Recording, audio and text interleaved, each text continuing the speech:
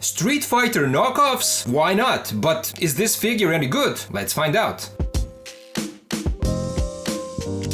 Hello and welcome back to the channel. In this video we're gonna take a look at a knockoff of Storm Collectibles Street Fighter 2 Ultra RYU. A big thank you to the guys from DC Marvel Toy Store for making this review possible. In case you're interested in this copy, you can get it over my link in the video description. This is a trusted seller, it's the same official store for all AC Factory releases, so check them out. First, a quick look at the packaging. It's a nice dark blue, almost purple box with a Street Fighter 2 logo all over it. In front we have a plastic window showing the figure and some of the accessories. We also have a close-up illustration of RYU. Side of the box shows another illustration. On the back we have a lot of promo shots of the figure in few fighting poses, plus all included versions of heads. Other side shows the same illustration that we already saw. There is nothing special on the top except this sticker. Also nothing special on the bottom. So now let's open it up and let's take a look at the figure.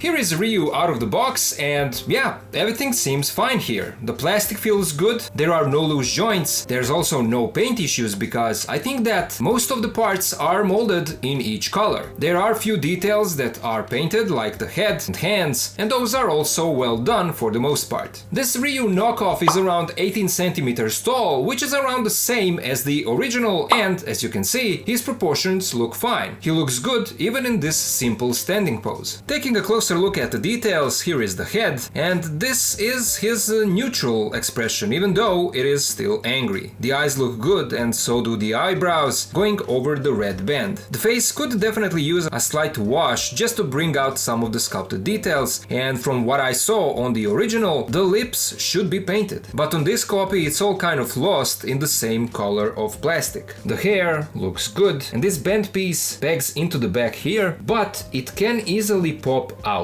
So that can be a bit frustrating. You could glue it in, but then you would lose its articulation because it is meant to swivel. It is made out of a softer plastic. This is also a soft rubbery overlay that is removable, so you can have a shirtless look for RYU if that's something you want to do. And with that, the belt is also removable. This piece here is just plugged in. Upper chest is also a soft overlay. Arms are nicely sculpted together with these wrist parts, and the hands have a slightly lighter skin tone than the rest of the body, but it's not too noticeable. Legs also look good with all the sculpted wrinkles on the pants, and here is how they look from the back. And then finally his big feet that give him a good stability. But let's now take a look at his articulation. The head does give you a nice range of movement, and this just fell off again, but as I said, the neck is connected to the chest, and all of that is made out of a softer rubbery plastic, so the neck does flex in all directions.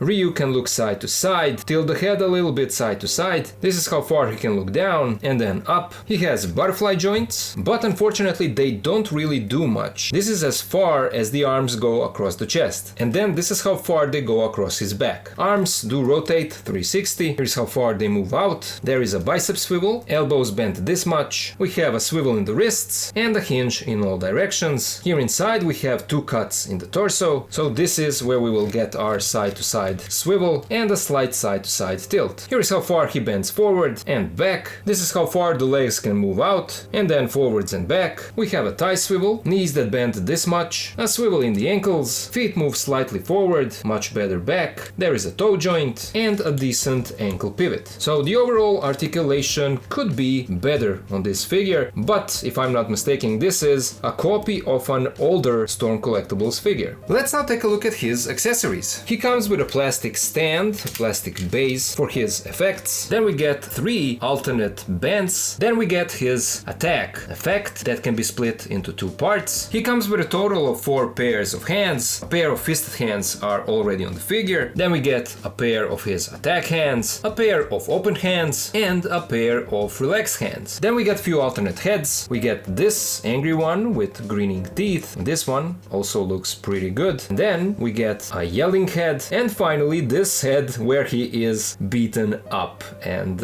all of these I feel like look pretty good. They did a good job in terms of copying the original. And maybe now I do understand why we are getting 3 red bands in this set, because we have 3 alternate heads, so each head gets its band. Switching out to the head shouldn't be an issue. This one simply pops off, and here is how the neck joint looks, and for example here is how his yelling head looks on the body. Switching out the hands is also not an issue. Here is how the wrist peg looks, and here is how one of his attack hands look on the figure. Let's now compare this guy to some other figures. First, here is how he scales with other 2 Storm collectible figures that I have here. We have Guile and Ken, and you can see that he is the same height as Ken, but Guile is definitely bigger. Here is how he scales with Marvel Legends Maximum Series Spider-Man and X-Men 97 Wolverine, SH Figuarts Friendly Neighborhood Spider-Man and Sentinel Peter B. Parker, Mayfax Classic Suit Spidey and Daredevil, City Toys Brown Suit Wolverine and The Amazing Spider-Man, City Toys knockoff of Rivaltech Agent Venom, and Max knockoff of 2.0 Deadpool, Mass Toys Symbiote Spidey and AC Factory Ultron, Fonjoy Superman and Flav Toys Daredevil, LPZZ Arkham Batman, and Roman Key Big Guy Base Body, Magma Forge Master Grey Knight, and the knockoff of Storm Collectibles Karas, Star Wars The Black Series Vader and Stormtrooper, NECA TMNT Movie Raphael and Masters of the Universe Revelation He-Man, NECA Feral Predator and Savage Crucible Veteris Repax, and finally YOLO Park Transformers AMK Pro Series Optimus and Starscream. So there you go, that was my look at a knockoff of Storm Collectibles Street Fighter 2 Ultra RYU, and I'm satisfied with how this copy turned out. Unfortunately, I don't have the original to show you next to this guy, but from what I've seen, this copy is pretty close to it. So if you are a Street Fighter 2 fan and you missed out on the original release, I do recommend you getting this copy. It's really good, the sculpt, paint, articulation, accessories, everything looks good, especially for a KO. Once again, a big thank you to the guys from DC Marvel Toy Store for making this review possible. And if you want to get this figure, link is down in the video description, so check it out. You've heard my thoughts and now I would love to hear yours. What do you guys think about this figure? Do you like how it looks? Do you plan to get it? Let me know all of it down in the comments. As always, a huge thank you to my Patreon and channel members for their support. If you can also join and help, please do so. Links are in the video description. And of course, to all of you guys, thank you so much for watching. Thank you for being here with me, and I'll see ya in the next video.